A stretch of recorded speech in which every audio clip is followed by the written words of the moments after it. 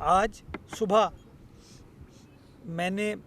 Hub reservoir का visit किया और मेरे साथ आप सहाफ़ी दोस्त भी मौजूद थे और वहाँ जाने का बुनियादी मकसद हमारा 40 साल के बाद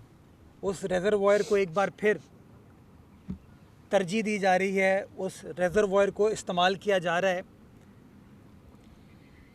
उस रिजर्वायर में जो कि 15 MGD जिसकी कैपेसिटी यानी कि 1.5 करोड़ गैलन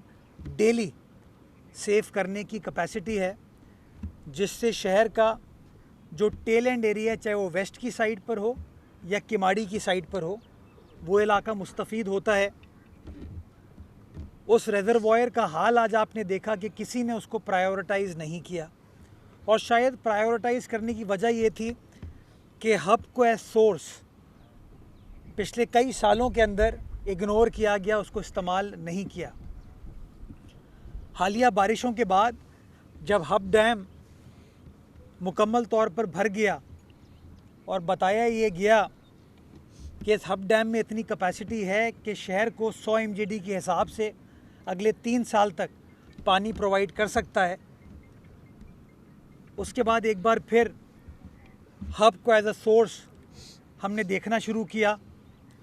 और उसका बुनियादी मकसद ये था कि किंझर के ऊपर डिपेंडेंस, सिर्फ किंझर के ऊपर इतने बड़े शहर के लिए मुश्किल है। तो इसलिए हमने हब कनाल के ज़रिए उस निज़ाम को बेहतर बनाने की कोशिश की, जिसके अंदर 2 की फ़ैसले थे। पहला फ़ैसला ये था कि जो आपकी कनाल है वो पुरानी हो चुकी थी, वो टूट चुकी थी, वो तबाह हो चुकी थी, उसके अंदर ये कैपेसिटी नहीं थी कि वो पानी ला सके। तो हमने फ़ैसला ये किया कि हम एक नई कनाल को वहाँ पर तामीर करेंगे, जो कि पूरा 100 MGD हब डैम से ला के हब पंपिंग स्टेशन और हब पंपिंग स्टेशन के ज़रिए फ़िल्ट्रेशन प्लांट के बाद रिजर्वायर के ज़रिए कराची वालों को मिल सके। और दूसरा टारगेट हमारा ये था कि जो पुरानी कनाल है